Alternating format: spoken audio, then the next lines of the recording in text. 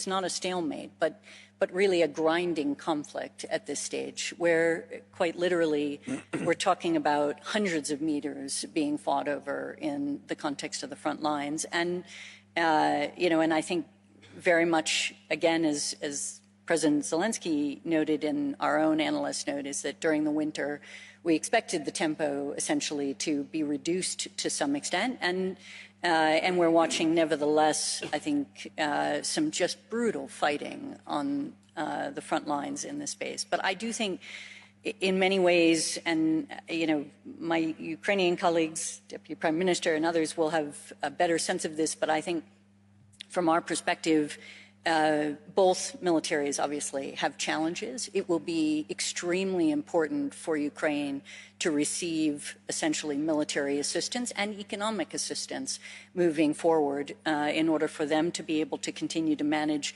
what they have been heroically doing. And on the Russian side, we see also significant challenges: ammunition, supplies, morale, exhaustion, some dysfunction in the leadership, and so on, things that are, I think, making it more difficult for the Russian military as well. But I think I'll leave it to that and let others.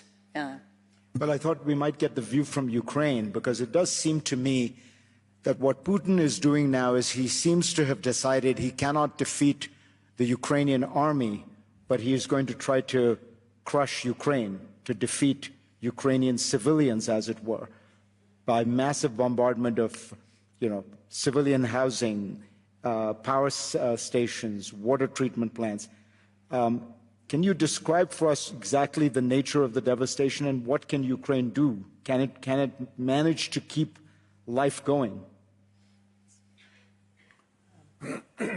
So yes, Ukraine keep fighting and keep developing. And what we recognized during these 329 days, that we got a unique knowledge.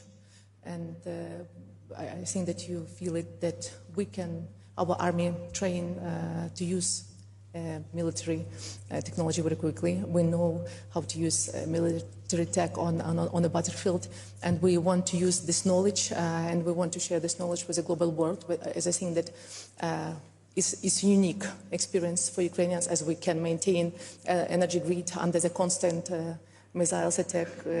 Our teacher provided a lesson for the children despite of the shelling.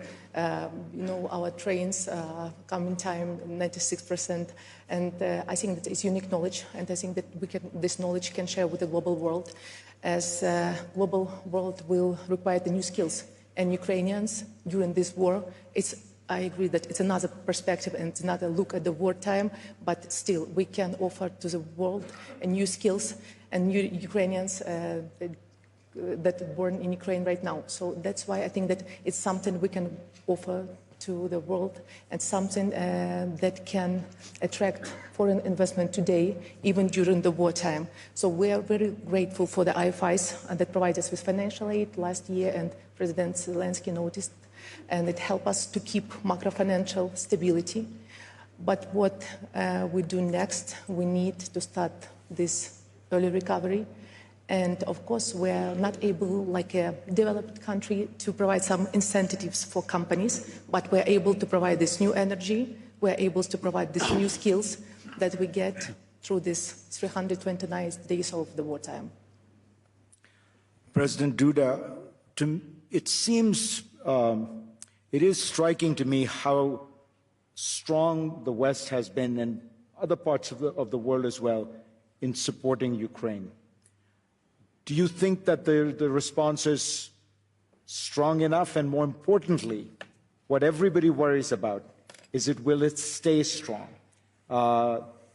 Robert Gates and Condoleezza Rice wrote an article recently in which they said Putin's goal, his strategy, is that he will outlast the West.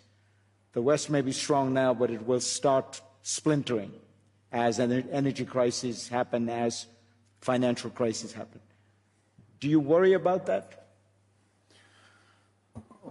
First of all, I would like to thank you for your invitation, me to sit here in such a distinguished group of the participants of that panel, and with the Deputy Prime Minister of Ukraine, and in this very room with the First Lady of Ukraine, Olena Zelenska. Olena, thank you for coming.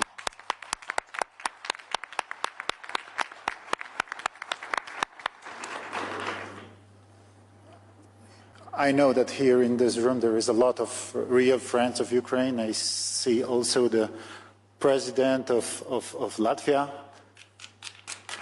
Egils Levits. Egils, thank you for coming.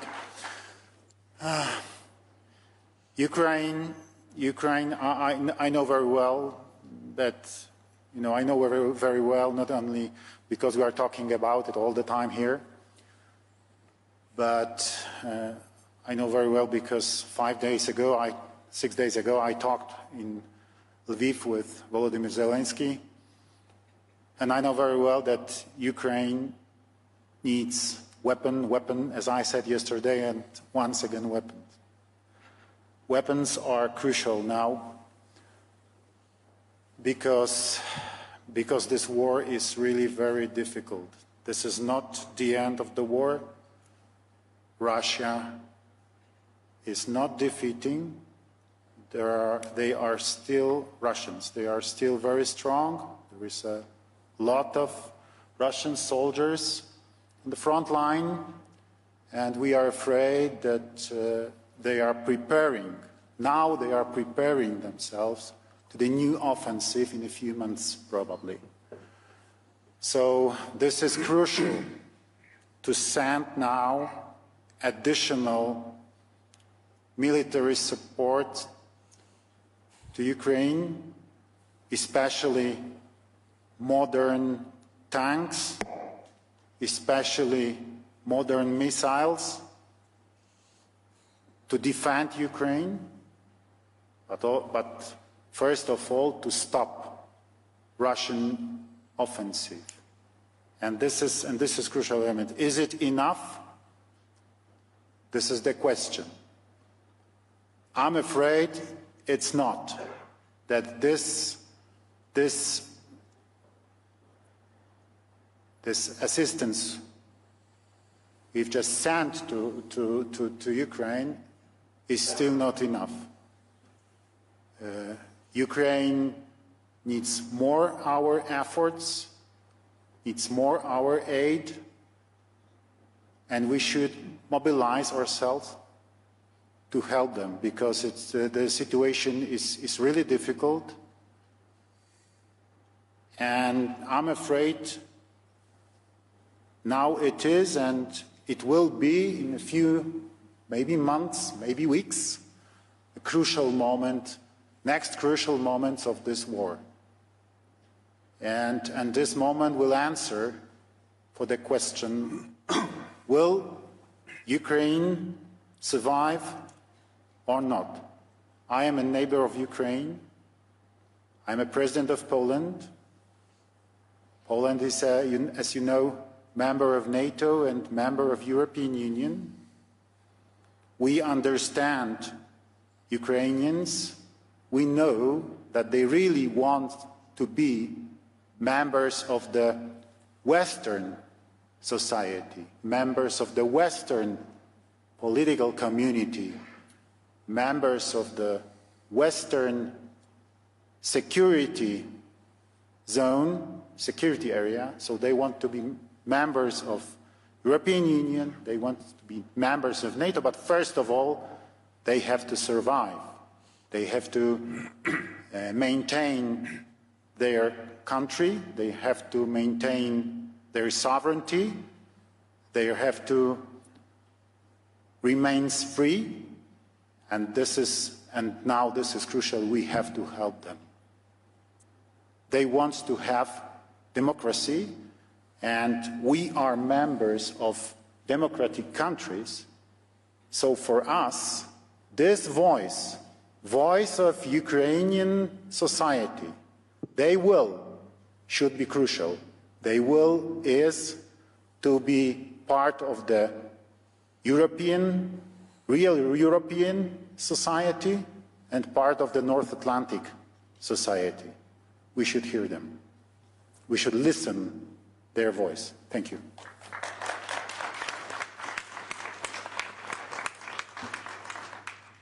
Krista, there are two deputy prime ministers on the podium, so I hope you don't mind, Krista, if I call you Krista.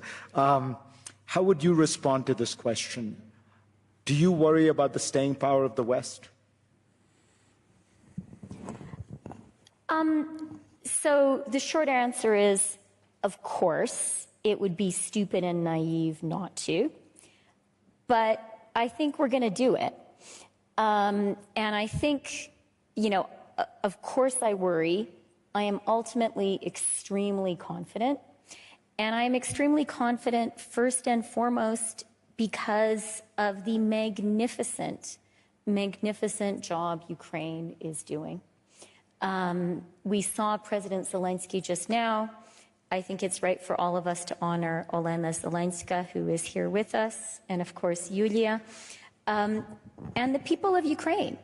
And, you know, President Duda said something very important, many important things. One was we need to listen to the Ukrainians. And Yulia said it too.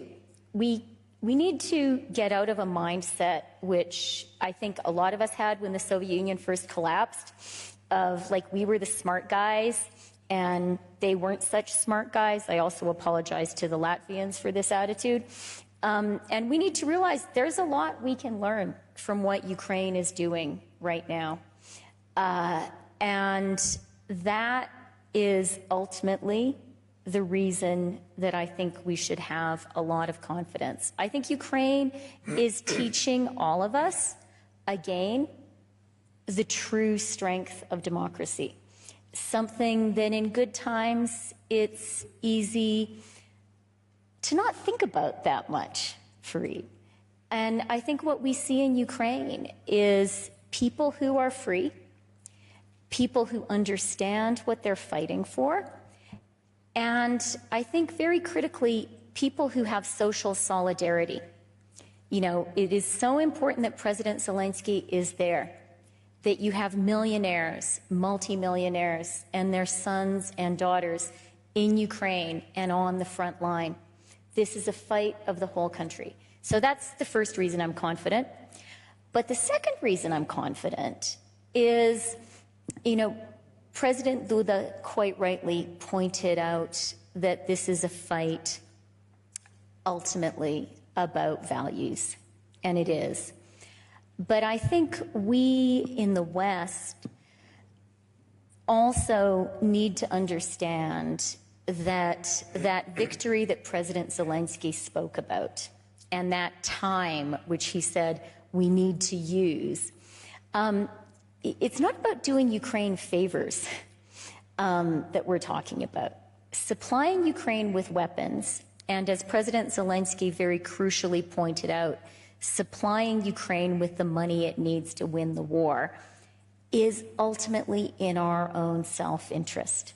So I'm a finance minister, and if you were to say to me, what is the one thing that G7 finance ministers, G7 governments this year could do that's actually in our power, right? We don't control COVID.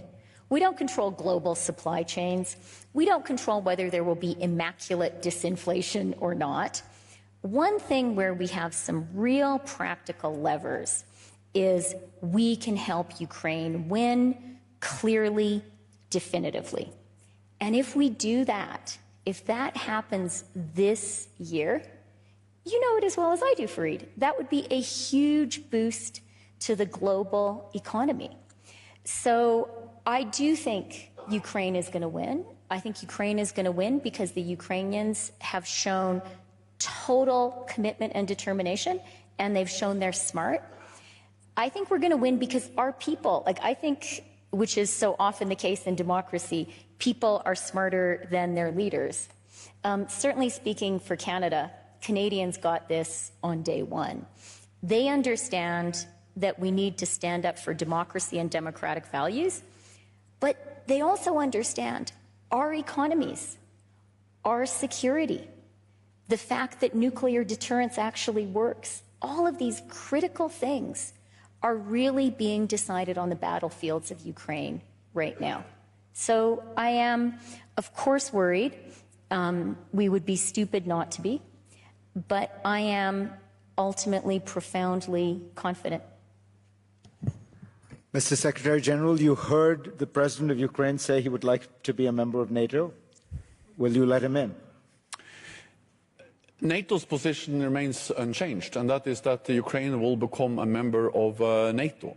Then, of course, the main focus now is to support Ukraine, to ensure that Ukraine wins the war and prevails as a sovereign, independent, democratic nation in Europe. And that's the reason why NATO allies partners are providing unprecedented military support to Ukraine, and why I'm traveling around to NATO capitals and calling on them to do even more, and why I welcome the recent announcement of more armor, more advanced air defense systems, most recently by Canada with 200 armored vehicles, and also Poland delivering more weapons, and of course the US leading all these efforts in this what we call the contact group or the support group for Ukraine. And as Krista just said, it is extremely important that President Putin doesn't win this war. Partly because it will be a tragedy for the Ukrainians, but it will be very dangerous for all of us. Because then the message to authoritarian leaders, not only to Putin, but also other authoritarian leaders, is that when they use brutal force, when they violate international law, they achieve what they want. And that will be a very bad and dangerous lesson. It will make the world more dangerous and us more vulnerable. And that's the reason why if we want a negotiated peaceful solution to the war in Ukraine, we need to provide military support to Ukraine. That's the only way.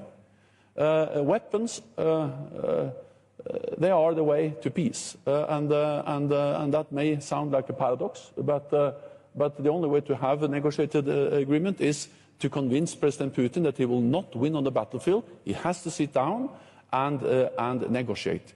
Nobody knows how this war will end. Most likely it will end around the negotiating table. What we do know is that what happens around that negotiating table is totally dependent on the strength of the battlefield. And if we want Ukraine to prevail, then they need the military strength. Then let me add one more thing, and that is that we are all encouraged, inspired, we admire the Ukrainian people, the Ukrainian political leadership, the Ukrainian armed forces. At the same time, I think it's very dangerous to underestimate Russia.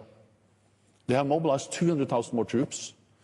President Putin has demonstrated a will to just sacrifice thousands and thousands of young Russian soldiers.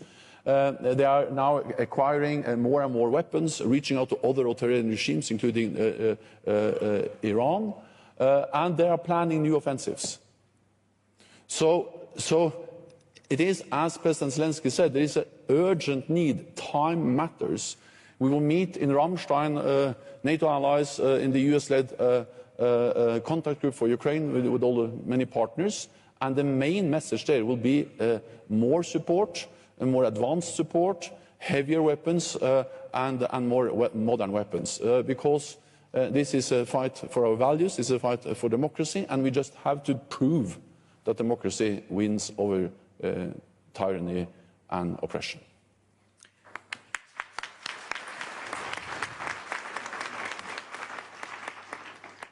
Avril, you are President Biden's senior-most representative here at Davos. What would be your message in the context of what President Duda and the Deputy Prime Minister of Canada and the Secretary-General of NATO said? What would your message be to Ukrainians about what America will do to help the Ukrainians? About what? What the United States can and will do to help Ukraine? I mean, so I'm the intelligence community and I don't do policy, but obviously President Biden and the United States have allocated hundreds of millions of dollars, weapons, and in fact billions of dollars in support for Ukraine. And honestly, I mean, I think maybe one way to think about it is on top of everything else that's been said about the impact for the world in the event that Ukraine does not succeed, are a series of other things. There is clarity about the fact that, honestly, the conflict in Ukraine has global implications beyond the rule of law, beyond even the values piece, all of which I would prioritize in many respects. But for economic implications, it has consequences for us in thinking about the strength of our alliances. It has consequences for us in thinking about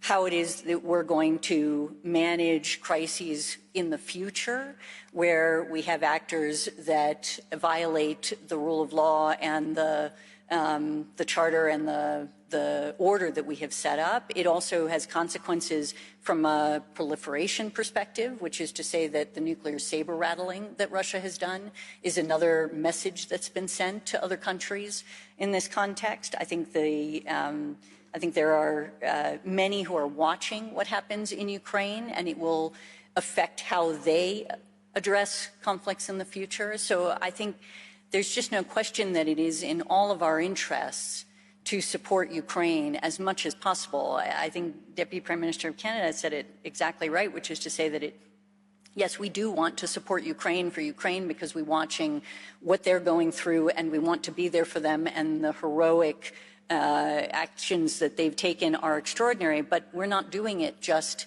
for Ukraine, we're doing it also for our self-interest. And there are a series of ways in which you can look at this to recognize the implications for our foreign policy, our national security collectively moving forward. You know, the Ukrainians are asking for more and more advanced weaponry, longer range. Do you think the administration is likely to move forward on some of those requests? Again, I'm sorry, I just can't speak for the policy community in this scenario as the intelligence officer, but I mean, I have seen, obviously, the president and his national security cabinet in the policy space continue to move forward on a variety of requests, and I think that will continue. President Duda, you talked about how you believe how urgent and important it is to act now. But I do want to ask you a little bit more about this question of the staying power, partly because your country has done an extraordinary job that I think sometimes we don't adequately recognize. You've taken in over 2 million Ukrainian refugees, and there are no refugee camps. These are all people who are being housed individually by individual Polish families in their homes. Do you think this can go on for years? I mean, what are you, a politician? You understand? Do you get the sense the Polish people are getting tired of playing the role of host to all these refugees? Oh, thank you. Thank you very much for this important, very important words. Because I want to stress that I'm really very proud of my compatriots, Polish people. They didn't need any encouragement to go to the borders to help Ukrainian refugees. We call them Ukrainian guests because they are our neighbors and guests. They are in a very difficult situation, but we fully understand that if there is anything we can do for defenders of Ukraine, for Ukrainian heroes who defend Ukraine every day, for those fathers, brothers and sons, we should protect their families, their wives, their children, their sisters, carry on them, and we are trying to do our best. As neighbors, and this is something we know very well. Yes, this is something we treat as a natural thing, as a normal behavior. This is the first. Second is assistance. Poland remains committed to continuing to provide Ukraine with military equipment. Ukraine needs to defend its sovereignty, to defend its independence, to defend its border, and to, I hope, to win this war and to defeat Russians. Because this is a crucial element. So I'm very grateful, Mr. Secretary-General, dear Jens, for this very important words you said a minute ago. Because, as I said before, we talked with President of Lithuania, with Gitanas Nausėda. We talked, we had a meeting in Lviv 6 days ago. We called this forum Lublin Triangle, Lithuania, Poland, and Ukraine. So there was a meeting of 3 presidents. And we talked about the coming NATO summit in Vilnius, yes? And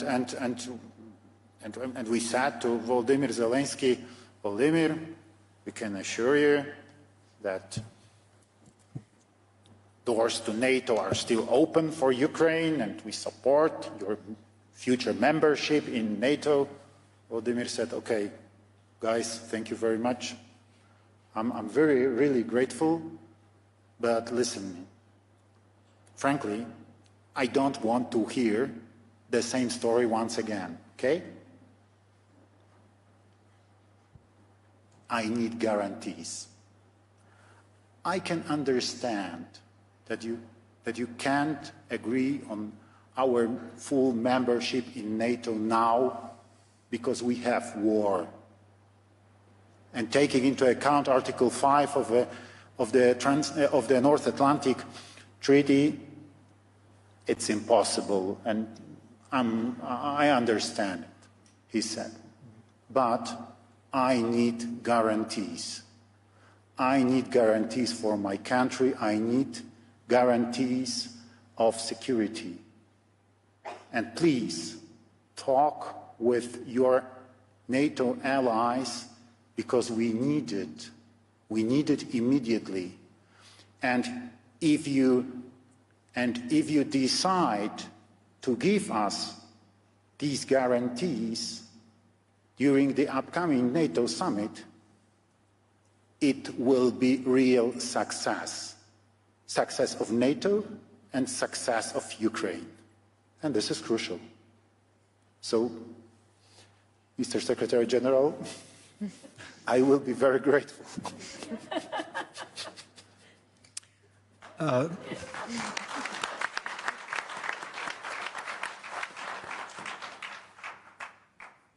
Yulia, can I ask you to give us a sense of I mean, you must have given some thought to what will it cost to rebuild Ukraine?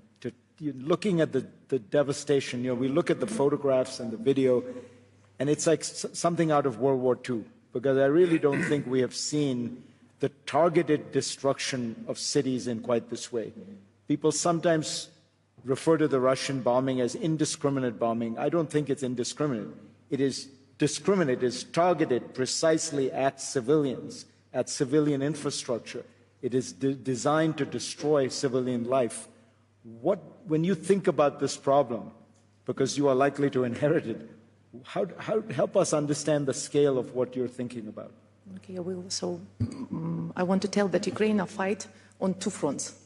One is a military one, another one is economic front. And if we speak about numbers and figures, so if you look at the World Bank estimation, on September, the number was $350 billion US, but now we estimate that it might be up to 1 trillion. As you know, every day our energy grid under the massive missile strike.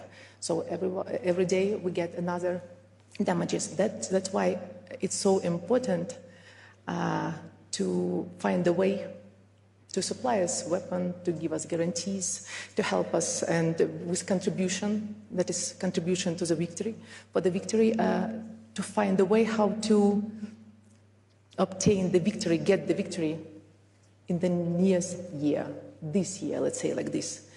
As I think no one doubt that Ukraine will win this war. I think no one doubt. The question is that the question that was raised by the president. We shortage of time. That's why we need right now to collaborate with each other and to find a way how to supply us more weapon, anti-missile system, heavy weapon, tanks, just to speed up our victory. Because every day brings more damages, and it means that exactly on the second day of the victory, we will come to our allies and will ask for finance the rebuilding of Ukraine, and it will cost more than it might cost right now. But that's why it has a huge impact on economic globally, and that's why it's so important from economic point of view to find a way, sanction policy, weapon supply, and policy and help of our allies in financial support right now, just to put like a goal, like an aim, to get the victory during this year. Krista, you're a money person. This is a challenge for the West at a time when deficits and debt loads are high. Will it be possible to provide Ukraine with the kind of assistance on the scale it needs to rebuild? Well, before we get to rebuilding, we have to support Ukraine in its fight, and we have to support Ukraine to victory. And I do want to emphasize something that Yulia said about the economic battlefield, and I think she's exactly right. You know, the weapons, absolutely essential. But one of the remarkable things happening in Ukraine right now is it is a functional state. As Yulia said, trains running on time 96% of the time. When President Zelensky went to Kherson, liberated Kherson, one of the first things he said is, now you will get your pensions, and we're going to pay you all the pensions you didn't get when you were under occupation. I think we cannot underestimate how important Ukraine's continued existence as a functional state is to the winning of the war. So we need to get the money now. And it's remarkable, Yulia, bravo, that you guys have been doing it. And we need to continue to support that effort. We heard, I think, from Yulia thanking the international financial institutions, but we need to keep going. Ukraine needs an IMF program. We should make meaningful progress there in the first quarter. And the countries here need to continue to provide support. You spoke, Fareed, and you're absolutely right about being sure that there's public buy-in. So I'll tell you one thing that we did in November, which is Canada issued Ukraine sovereignty bonds. These are guaranteed by Canada's AAA credit rating. They're a Government of Canada bond, but all of the money was earmarked to go directly to Ukraine. We issued $500 million worth of sovereignty bonds, and they were sold out in less than 2 weeks. The Central Bank of Poland bought some of those bonds, so thank you very much, Pane Presidente. And, you know, I think we as democratic Western leaders need to also be, you know, President Zelensky is doing a great job of making sure that our people understand the importance of this fight. I think we also need to be doing that job, and we need to be sure that we are talking, you know, in my case with Canadians, about why this matters. And I actually find they tell me why it matters, but I need to give them opportunities to be part of this fight. And I want to quickly pick up on one thing that Avril said that could kind of get missed, I think, in the flow of all the things we've been talking about, which is the nuclear deterrence point. And I think this is one element. You know, when we talk about the benefits that we get from a Ukrainian victory. One of them that I think we have to really be mindful of is what a Ukrainian victory would mean and what a Ukrainian defeat would mean for nuclear weapons and nuclear proliferation in the world. Because I think if Ukraine were to be defeated, then what that tells you is no matter how much you want your sovereignty, no matter how united you are as a country, no matter how prepared you are to fight, if you are fighting a bigger country that has nuclear weapons, you're going to lose. And think about the message that sends to smaller countries around the world. I think an extremely dangerous one. And so from my perspective, that is yet another reason that in supporting Ukraine, we are supporting our own economic well-being and also our own security. Avril, let me pick up on that, but on something more specific. I think we all know that the elephant in the room with regard to the consequences of a Russian victory are the fear that it would signal to China that it was permissible, acceptable, or it would come at low cost for them to invade Taiwan. Take us through your intelligence judgment of what the effect of a Russian victory would be on China.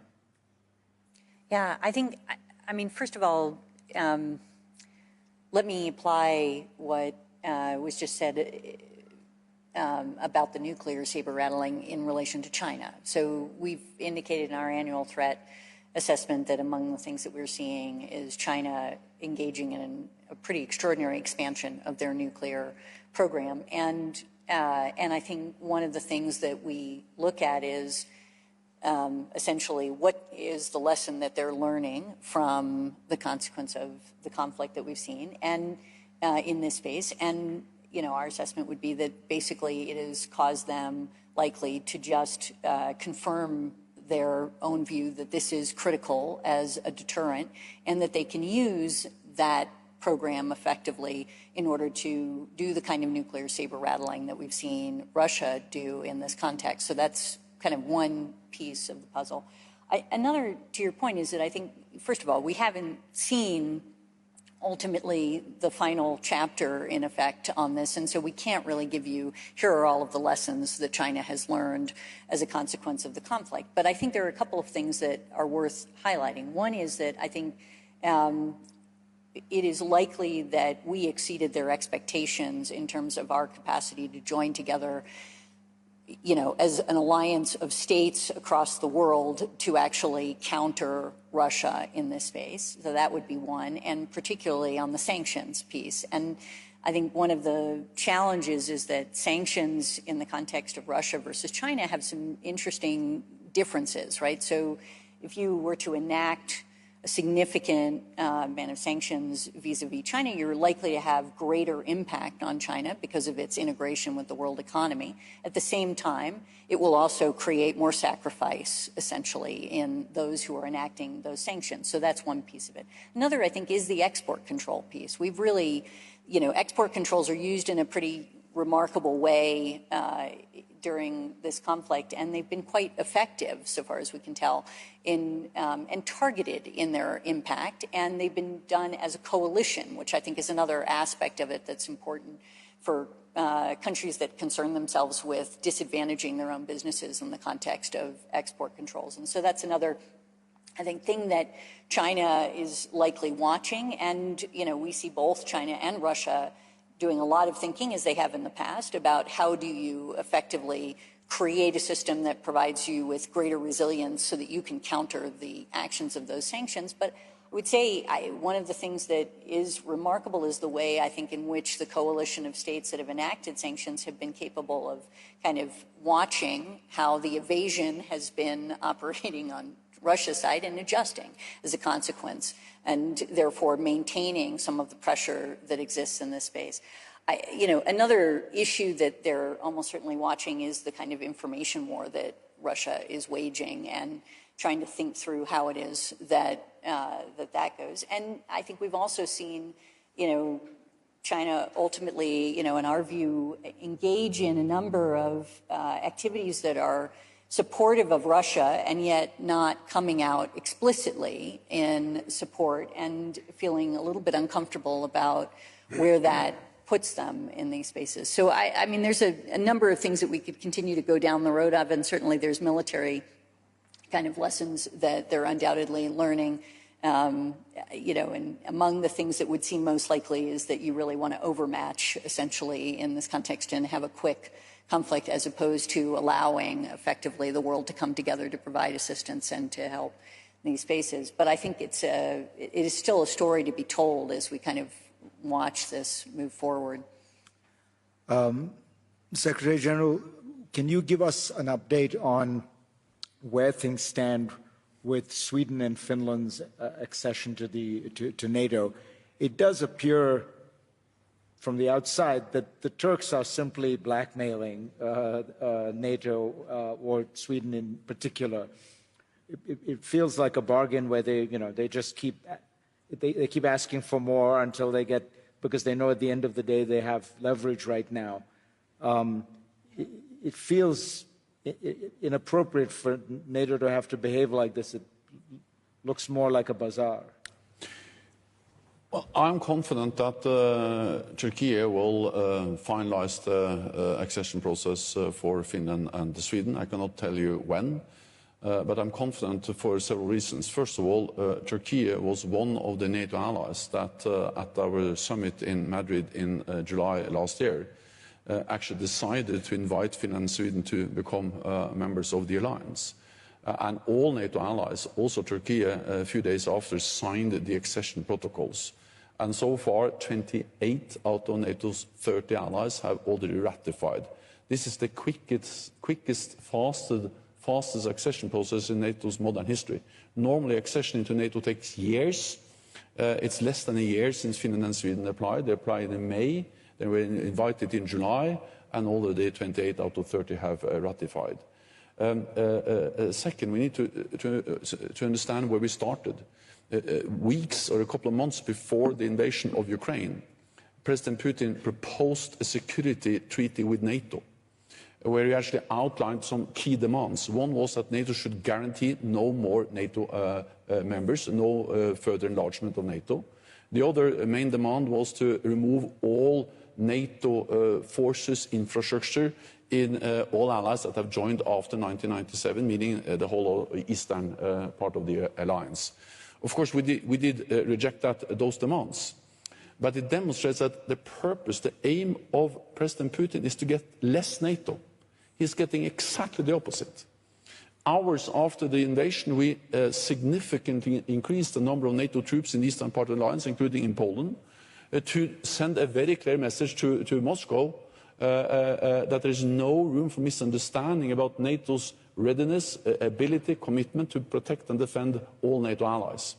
And that is to prevent escalation, because it's extremely bad what's going on in Ukraine now. But of course, if this escalates to full-fledged war between Russia and NATO, it becomes even worse. So the increased military presence in the eastern part of the alliance is not to provoke a conflict, but to prevent the conflict, preserve peace, send a clear message of deterrence to Moscow. That is more NATO. He's getting more NATO on Putin's border. The other thing is that Finland and Sweden applied because of the threats he conveyed. They actually realized the door was going they were afraid of the door to NATO was closing, so they asked to get in. And they will become members. And the last thing I will say on this is that Finland and Sweden are in a very different place now than before they applied. Because since they applied, several allies, including the United States, have issued bilateral security assurances. NATO has increased its presence in that part of Europe. Finland and Sweden are now, as invitees, participating in NATO's political meetings, consultations, and are more and more integrated into our military structures. So it's absolutely inconceivable that there will be a military threat against Finland or Sweden without NATO reacting. So President Putin wanted less NATO, he's getting more NATO, and that's an important message. Let me make sure we get this clear, because this is very important, because there is a window an awkward period or a dangerous period.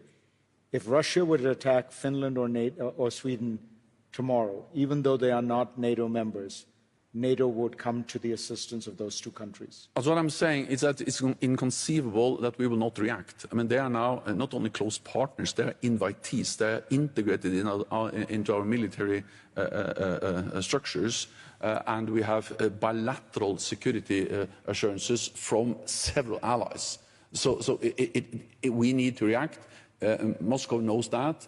And they also know that they are now devoted most of their troops to Ukraine. So actually the likelihood for any as a military attack is very little, partly because they are so close to NATO and partly because they are now spending so much of, Russia is spending so much of their forces in Ukraine. The last thing I'll say on Turkey is that Turkey has some legitimate security concerns. No other NATO ally has suffered more terrorist attacks than Turkey. PKK is regarded as a terrorist organization by NATO allies, by Finland and Sweden, long before they applied. And therefore, part of the agreement in Madrid was also to sign a joint memorandum between Turkey, Finland and Sweden to step up cooperation, for instance, lift all restrictions on arms exports. Finland and Sweden have done that already, and to work more closely in fighting terrorism, and that's actually something which is important for Turkey, but also for NATO allies. We have run out of time, but I want to ask we have a special guest in the audience, the founder of the World Economic Forum, Klaus Schwab. Klaus, is there anything you would like to ask or add at this moment? No, not at the moment. Just to say, the forum is fully behind, and we will continue to support Ukraine and every measure which can help the Ukrainian situation economically and militarily. And we have seen that support. Klaus Schwab, thank you so much. To this extraordinary panel, my thanks. And of course to President Zelensky, please tell him that we really appreciated it.